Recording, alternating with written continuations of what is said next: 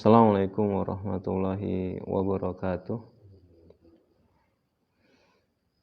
Alhamdulillah wassalatu wassalamu ala Rasulillah sallallahu alaihi wasallam. Wa ba'da, ikhwan fiddin, arsadakumullah. Marilah kita lanjutkan pembahasan kita terkait dengan ciri-ciri dari hati yang sehat, ciri-ciri qalbun salim. Kita sudah bahas beberapa, insyaallah kita akan lanjutkan pada ciri yang keempat, yaitu tadzakur atau mengambil peringatan.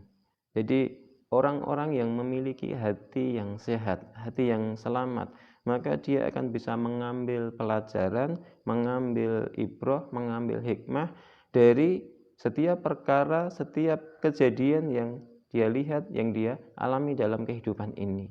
Dia juga bisa melihat atau mengambil pelajaran, bisa merenungkan dari ayat-ayat, baik itu ayat Al-Quran maupun ayat kauniyah yang tersaji di depannya, yang kemudian dibacanya, yang didengarnya, hingga itu akan menjadikan dia menjadi lebih baik. Dia bisa mengambil manfaat itu. Lain halnya dengan orang-orang yang hatinya sakit. Kejadian-kejadian, peristiwa-peristiwa yang berlalu, peristiwa-peristiwa yang terjadi, ataupun ayat-ayat yang dibacakan kepada mereka itu tidak akan memberikan manfaat sedikit pun. Dia tidak bisa mengambil pelajaran, menganggap itu sesuatu yang biasa-biasa saja, tidak berguna. Allah Subhanahu wa ta'ala menjelaskan hal ini sebagaimana di dalam surat Az-Zariyat. Allah Subhanahu wa ta'ala jelaskan, wa dzakir fa inna dzikra tanfa'ul mu'minin, dan tetaplah memberi peringatan karena sesungguhnya peringatan itu bermanfaat bagi orang-orang yang beriman. Jadi kita diperintahkan oleh Allah untuk memberikan peringatan, menyampaikan nasihat, memberikan pengajaran-pengajaran. Karena apa? Hal itu akan bermanfaat bagi orang yang beriman. Orang yang beriman akan mengambil manfaat, walaupun mungkin itu diulang-ulang, tetap dia akan bisa mengambil manfaat itu. Lain halnya dengan orang-orang yang hatinya berpenyakit, hatinya sakit, atau bahkan hatinya mati, maka dia tidak akan bisa mengambil peringatan itu walaupun dia mendengarkan berulang kali, walaupun dia melihatnya berulang kali. Ada kejadian, suatu musibah, maka dia akan menganggap, wah itu hanya fenomena alam.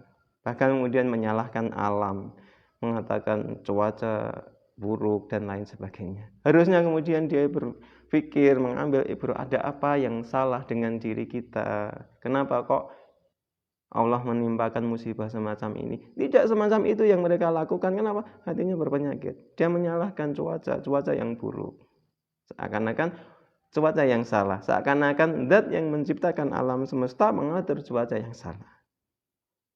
Ketika kemudian dibacakan ayat-ayat kepada mereka, mereka akan mengatakan, itu kuno. Sekarang sudah zaman modern, zaman yang canggih, maju, kemajuan sangat luar biasa di bidang ilmu dan teknologi.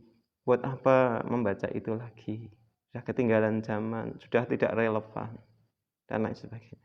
Sementara orang-orang yang beriman akan mampu mengambil manfaat dari ayat yang dibacanya, ayat yang didengarnya, nasihat-nasihat yang disimaknya, ataupun setiap kejadian, setiap keadaan yang ia alami dalam kehidupannya.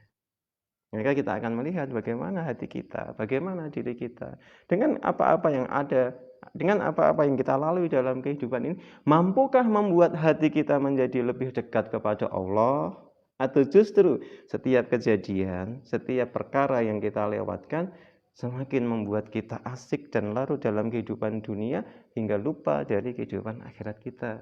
Kita asik mengejar dunia, kemudian meninggalkan Allah Azza wa Jalla. Maka kita akan meriksa hati kita. Bagaimana keadaan hati kita? Itulah kira-kira keadaan kesehatan hati kita. Silakan kemudian kita teliti, kita renungkan. Mungkin di setiap malam kita, apa yang kita lakukan? Hikmah apa yang bisa kita petik pada hari ini? Pada bulan kemarin, pekan kemarin, tahun kemarin, apakah itu membuat kita menjadi lebih baik dalam keimanan atau tidak? Kalau ternyata bisa membuat kita lebih semangat dalam beribadah, lebih semangat dalam ketaatan, semoga itu tanda bahwasanya hati kita baik.